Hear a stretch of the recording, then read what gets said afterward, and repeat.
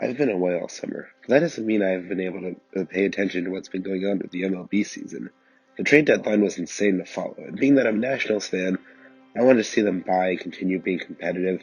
But after they blew an 8-0 lead to the Padres and gave up a grand slam for a relief pitcher, that's when I realized that this is the end.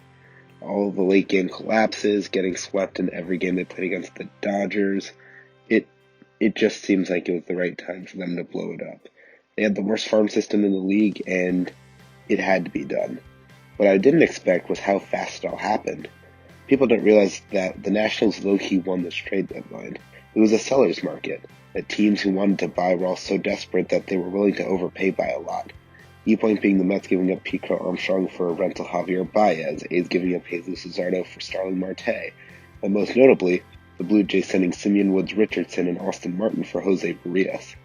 Now let's go back and see what happened as I try not to go insane this whole time.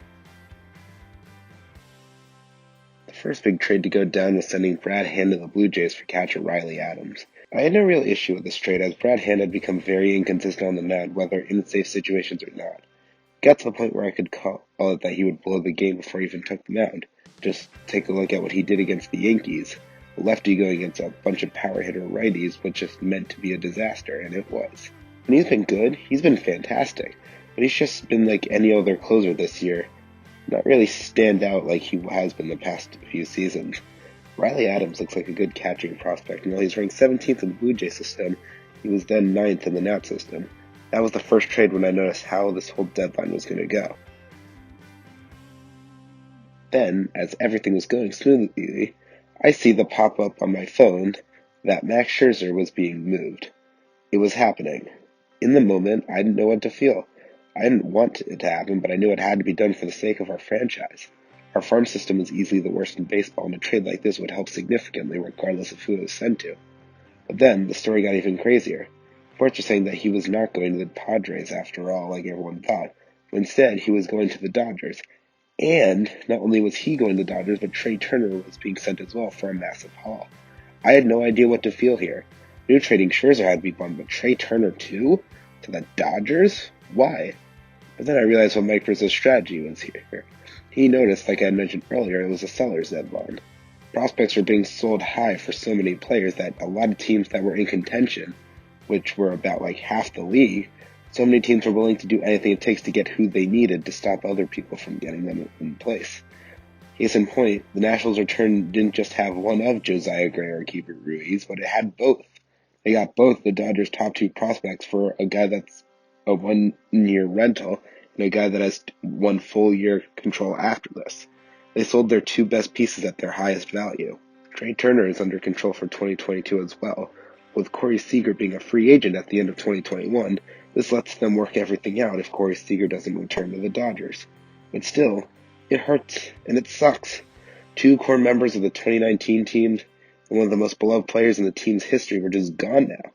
They were franchise cornerstones and the bright spots on this team that was doing really badly, and now they're just not there anymore. Turner's still in the COVID IL, but Scherzer was lights out in his Dodgers debut. It was really hard for me to see someone who came to this team to win a World Series and do that, and as a future Hall of Famer who signed what could arguably be the best free agent signing of all time, to see him being beloved and accepted so well by a different team, it hurt. And it stung, and it feels really weird seeing him with an LA on his head. I only imagine Trey Turner's reception is going to be the exact same.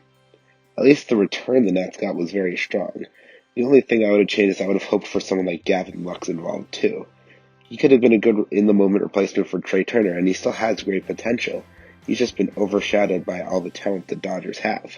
But Josiah Gray himself did look really good in his Nats debut, I will give him that. It's going to be a while, but this is the future, and Gray and Ruiz are going to be in the center of all that.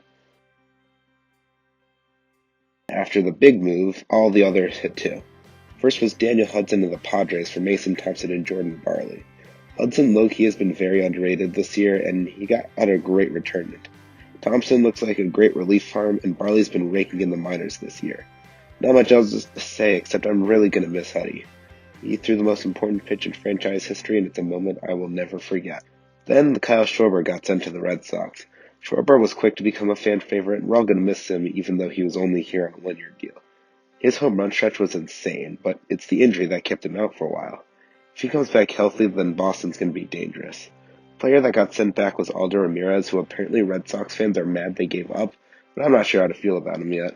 Had Schwarber not been injured, I think the return they got for him would have been significantly better, but what are you going to do? If anything, Schwarber's injury and him going down was basically what kickstarted them into falling off a cliff. The next move was sending Yan Gomes and Josh Harrison to Oakland for return of prospects. None of the names are big standouts, so this is more just a depth move for the A's.